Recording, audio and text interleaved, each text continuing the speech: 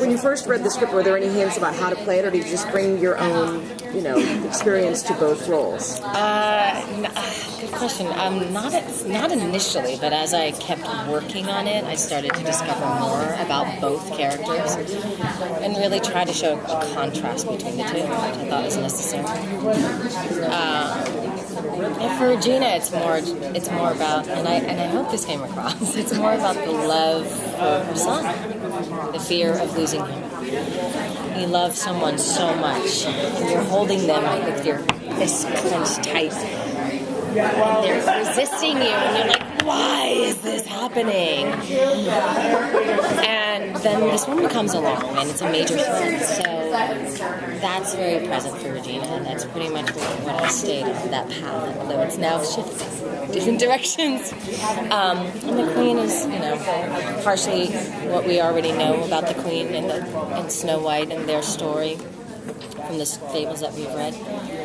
But there's also something deeper that I don't think any other fairy tale has touched upon, which is her pain.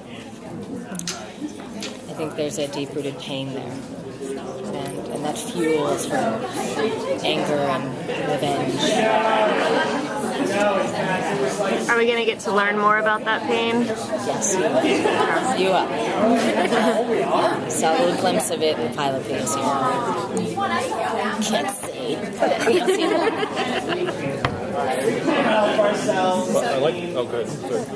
So if you knew how the series was going to eventually end, would you want her to end up being good and redeemed, or would you want her to stay conflicted?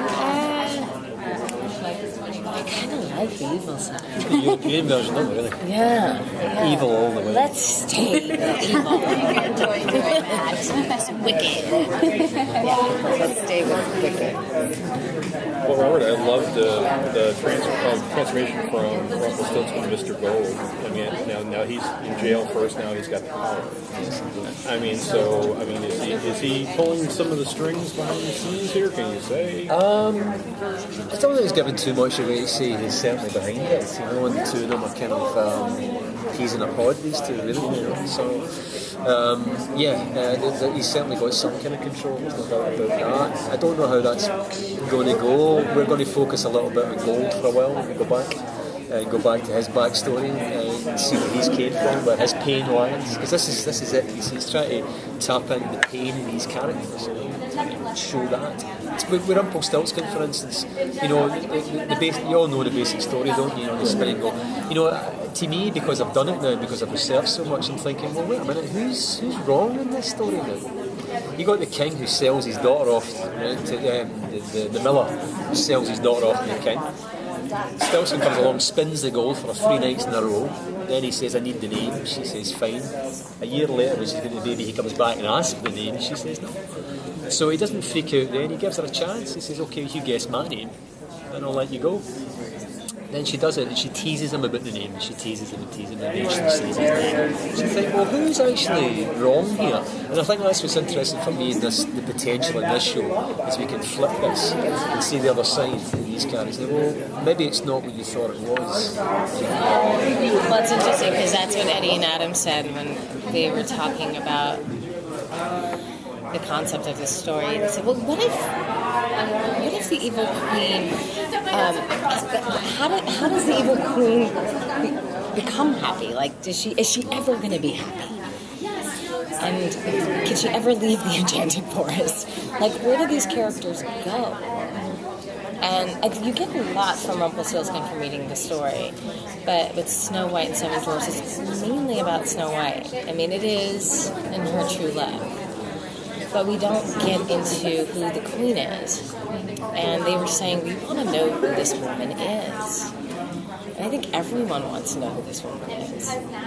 And that's what we're diving into now. And she's sad. She's quite sad. She's shooting some stuff, and God, the emotion that comes up inside of me, it's just like, okay, I kind of hold that.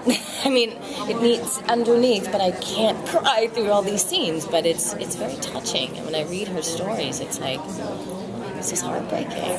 And so it's nice that people are going to have compassion for this woman who's evil, and they're going to relate to her. which I think is important. And you'll start to really like her. You'll love to hate her, or you'll hate to love her. One last question. What'd you say? What he wants to say something? So I was just thinking about it. There seems to be as well, with the Evil Queen, with Emma Swan, and Snow White. There's almost 3 stages of women there, isn't there? You've got this one, you've got this kind of pure one, and you've got this hard one. Well, maybe a real woman is a combination of all of these 3 things. Yeah. So We all have it in us. When everyone else had their memories erased, how did Rumpel remember the name Emma? Now, see, that's like a lost question. Yes. Isn't it? Yeah. I mean, it kind of is. It's like, that's what's going to hook y'all in. Yeah. Yeah, you have to wait and see. Like your smile at the end. Like, what does it really mean? What is she happy about? It's funny, Barry Joseph pulled me aside at the ABC, it was not the upfront, it was the Disney upfront. And he was like, what were you thinking when you were looking in the mirror for like 20 minutes? And I said, oh my God, like I had to break the whole thing down to him. Like, how could I not? He's like one of the presidents of our studio. But I did.